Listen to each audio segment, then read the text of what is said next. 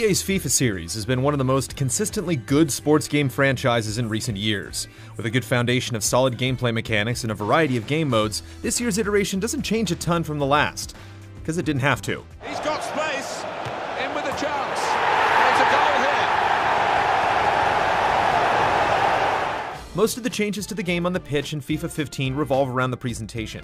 Major gameplay changes are nowhere to be seen, which is a good thing given how well the mechanics have been refined in previous years. EA has instead focused its attention on tweaking details like officiating behavior and crowd involvement. And while they've done a good job emulating the feel of a TV broadcast, these changes can sometimes be frustrating when they needlessly slow things down.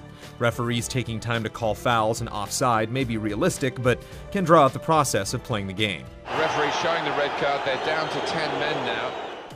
In the lead up to the game's release, EA talked a lot about the improvements that have been made to goalkeeping, and while they certainly animate more realistically than in previous years, there doesn't seem to be a significant difference in the end result.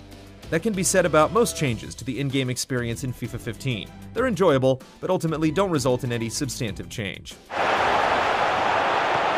a chance here, here's the chance, he's gone for goal. That's a brilliant goal, well taken. Off the field, the biggest change in this year's game is the introduction of the team sheet system.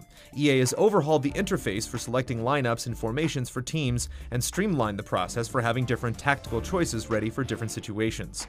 If you like to build your own custom formations in FIFA, this new system makes that process much simpler. Well, that's widened the game here, and they've got it to the wide man well. Got to be. Threw himself in front of the shot. Good block. In terms of game modes, FIFA 15 includes largely the same crop as last year. Career mode allows you to take the role of a player or manager over the course of multiple seasons. The changes here are pretty minor, though appreciated.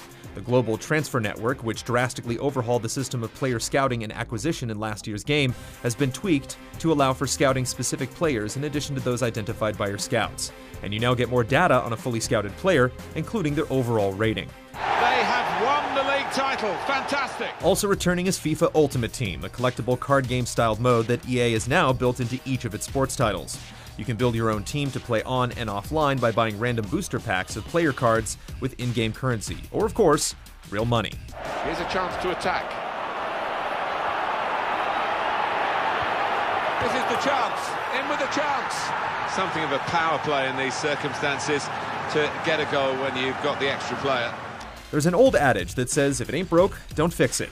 FIFA 15 perfectly embodies that sentiment. The game subtly refines the mechanics of what was already a great series, and while it's very similar to previous iterations, that's largely a good thing. And this team didn't fluff their lines, did they? They certainly didn't, and that's so satisfying. As a professional, you can look back to your big moments, the big occasions, and know that you played your part, you played well.